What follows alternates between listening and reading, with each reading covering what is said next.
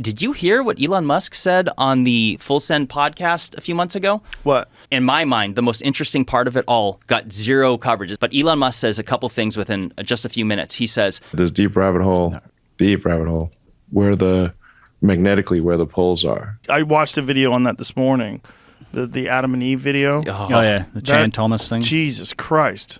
That's an interesting one. And how much of that is agreed upon? That there could be a time where the magnetic poles actually shift. So This is science. The Earth's magnetic north was moving even before it was discovered in 1831. So what's the science behind this complete reversal of the magnetic poles? It's a natural process driven by molten iron moving deep beneath the Earth's crust. What causes it? So whatever that molten core is, it does a shift inside. It allegedly happens in cycles, and we're long overdue. And when it happens, the other theory is that the Earth's shields will be diminished. Well, definitely. So we know two things right now: is that the pole is moving. So it's off. I think it's off even the South Pole might be off of Antarctica at this point, like the magnetic south. And then the magnetic field, consequently to this movement, is weakening. So we know our magnetic field, and that's where a lot of that danger is going to come from, is if the magnetic field keeps weakening. Now, everything cosmically that happens is going to hit the Earth, and particularly us with our electronics, it's all going to get more easily smashed, because the magnetic field is what protects us from solar flares and cosmic radiation and all this stuff. So as the field and the acceleration of that weakening of the field, is accelerating. So it's getting weaker faster. So we seem to be heading towards a unknown or undetermined time where the poles may shift.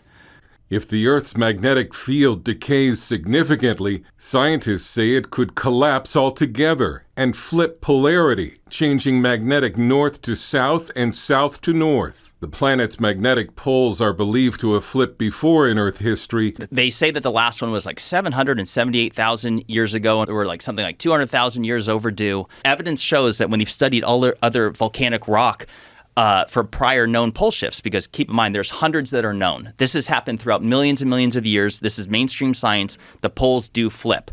But it's not that the Earth flips over, it's that the inside core does, and so your magnetic compass will flip. There's a mountain chain in eastern Oregon where it's the most evidence of a pole shift, that there was a volcano that was active during the shift, and if you take a compass along the volcanic rock, the compass will slowly start to change. And so wherever pottery or volcanic rock solidifies, that wherever the North Pole is at that time, it's an imprint, and the compass will continue to show that. It's really fun. Take a compass around volcanic rock and it'll move the compass to wherever the North Pole was then.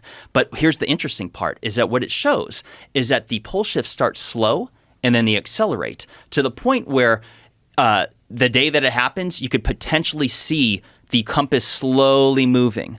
And then when you go back to this Adam and Eve story talking about the pole shift, they say that the event happens in approximately a quarter of a day, so 6 hours. So it's it comes out of nowhere. Every article I ever read on geomagnetic pole shifts, they go out of their way to say, don't worry, it's fine. And I'm like, but yet the evidence shows that it's accelerating. Back in just the 1990s, it was traveling, the North Pole was transitioning at 10 miles a year. Now it's at 40 or almost 40 miles. But magnetic north is now moving so quickly that it forced the world's geomagnetism experts to update the world magnetic model a year early. But the Adam and Eve story, the theory of that is that it happens in cycles of 6,500 years. Many scientists now say a flip of north and south is looking more and more certain. But 6 days later, or on the seventh day, it corrects itself. The planet flips, not just correct. It's a planet flip 90 degree, and that because of it, the Earth essentially does a standstill. The sun will basically stay in the same spot, causing heating like we've never experienced, and that the wind and the waters continue with their momentum. Because essentially the wind travels at approximately 1,000 miles an hour at the equator. So the theory is that when that event happens, it's going to be cataclysmic. The part that sets me off about this is that any article you ever read on this, it makes it crystal clear that this will not be apocalyptic. Maybe we'll potentially have some satellite communication issues that could affect our power grid and telecommunication systems, and that's going to be unfortunate. But don't worry, it's not a doomsday. Any estimates on when this could possibly take place?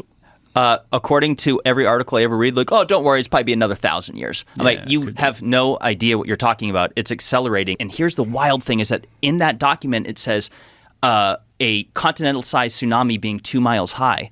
Well, I showed you the Emikusi volcano in Africa in the Sahara, which is at 11,300 feet, that has salt as well as evidence of gastropods, sea life. That's 2 miles high. Yes. What if that's related to pole shifts as well? And the reason why the evidence wouldn't be necessarily that we couldn't find it is because if the Adam and Eve story, if the details discussed in it are accurate, the reason why we're not seeing the evidence of it is because it flips right back and thus masks the evidence that it ever happened. If there's enough smart people, they should be investigating this. I'm like, what does Elon know? What do other people know? Like, some people speculate that the reason for such brazen poor behavior involving spending with the government and the economy and the U.S. dollar and all these things like that. Some speculate, it's totally conspiracy, that like the powers that be know something's coming, and so they're just going to keep things going until then. Because the way things are being run, it makes no sense. But there's other things that happen on Earth, whether it's super volcanoes. What if that's related to pole shifts as well? There was a natural disaster that was imminent, and it was headed our way, and only a few people knew about it. How much do you think they'd tell us? They wouldn't. No, yeah. I wouldn't say a goddamn thing because we would go crazy. Like the World Economic Forum is taking place right now at Davos, and Klaus Schwab and George Soros just pulled out of it. They did. What do you make of that? They went to the bunker. Yeah. They're digging some pretty big holes in Colorado, and there's a lot of bunkers in New Zealand, too, that are owned by billionaires. It really does seem like the world is ending, and maybe that's why a lot of people are taking extreme precautions to ensure their survival.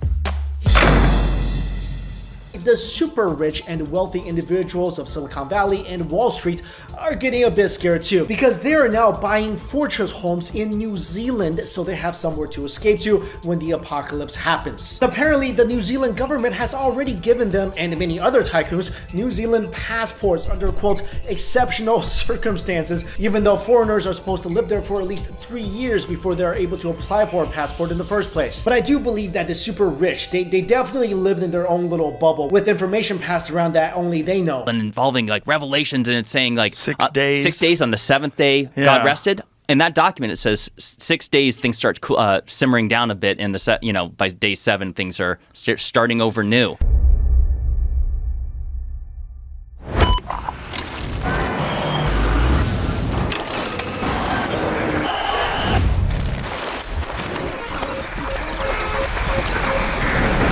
Deep inside the permafrost mountain, close to the North Pole, is a storage facility with the capacity to store over 4 million different crops and a maximum of 2.5 billion seeds. The Global Seed Vault was created as a backup system for the world's gene banks to protect humanity against any catastrophes that could potentially wipe out our agricultural diversity.